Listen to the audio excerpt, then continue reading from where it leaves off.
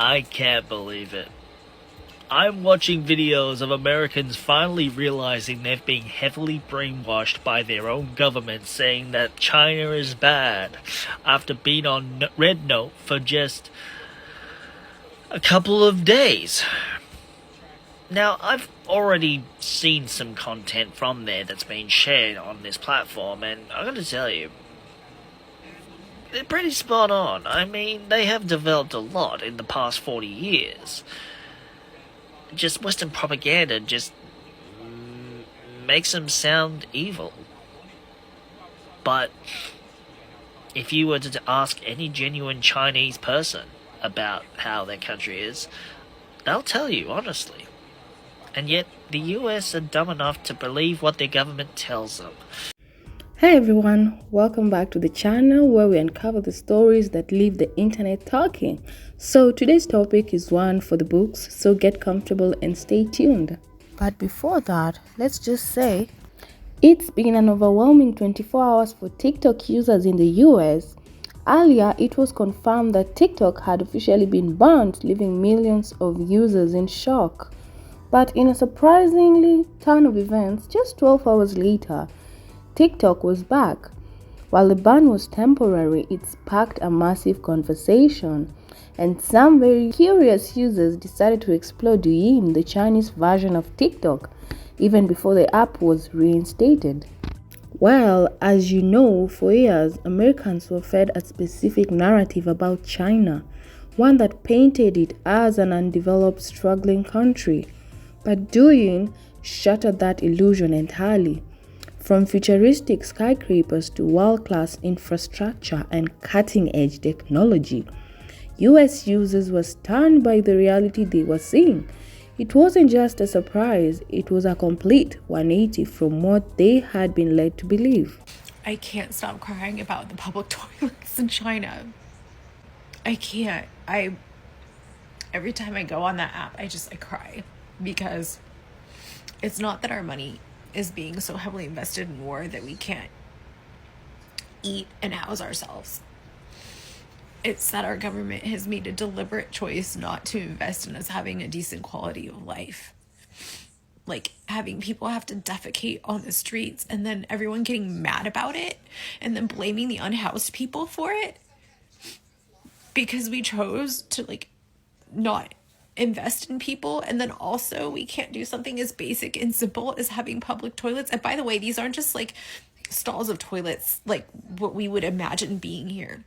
This is touchscreen toilet displays showing which is full and empty. Imagine the most advanced parking garage in Vegas, but better, with air controls inside of them. And we would have the attitude that unhoused people don't deserve that here. We would. I can already hear it. They don't need that. And that's the thing I'm realizing. Our government's just been they don't need those things. They don't need that. Yeah, we could make a car that's 20 years further in advancements than the cars here are with the touch screens and all that. But you know what? We would rather develop a weapon that can tear somebody into shreds a lot more efficiently. It's disgusting. Did you know in China, when a baby is born, they give them a box full of supplies, everything that they need for the baby, diapers, clothing, and this box doubles as a crib. But in the US, when a baby's born, they charge you to hold your newborn. It's called skin to skin, something like that on the bill. But yeah, I just found that out. Years, and I can tell you the news does not paint the full picture of China. It shocked me how advanced China really is. They use mobile payments for everything. WeChat Pay, Alipay. People don't pull out credit cards any longer over there. They have high-speed rails that go just about everywhere. In Shanghai, over the past 30 years, has developed from being a countryside to being a full, blown-out city. The USA users' reactions have been very emotional, honestly. Some even crying as they came to terms with just how advanced and developed China really is. One user said, "I feel like I've been lied to my whole life, And another admitted, I didn't know a country could look this futuristic. Actually, it's really humbling. These clips show people grabbing with a mix of emotion, shock, awe, and even frustration at having been misinformed for so long. They are realizing that the image of China as a place of poverty and struggle was a complete misconception. And for many, it's not just surprising, it's unsettling.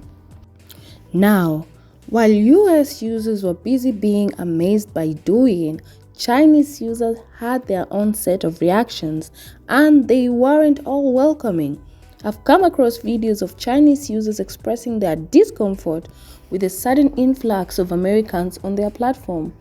Many feel it's ironic considering how some Americans previously mocked Chinese culture, music, and even their accents. Comments like, "Why are they here now after years of ridicule?" Okay, I need to know if any other Chinese people feel the same way as I do about how I'm finding it a bit weird with all the Americans flooding Xiaohongshu recently. Anyway, like up until recently, our language was mocked and our accents were mocked and our music was turned into a meme, and now a Chinese app has been flooded by American TikTok users who are now acting buddy-buddy with everyone on there. I think it just weirds me out because if it wasn't for the potential TikTok ban, so many of these people would not discover that China is just a normal country. I don't know why it's taken so long for people to realize that China is like every other country out there. Like, do you think we're swinging from trees? Wow, I didn't know China had such big cities. I didn't know China was so diverse. Have you seen how big China is? Do you know how many dialects we have? China is a massive country and incredibly diverse. It is beautiful. So the fact that it took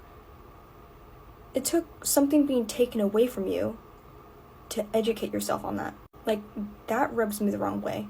If TikTok wasn't going to be possibly banned, so many of these people wouldn't figure that out. Wow, Chinese people are actually nice.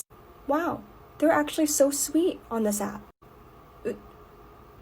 Because we have manners, unlike so many Americans, I think it just really rubs me the wrong way.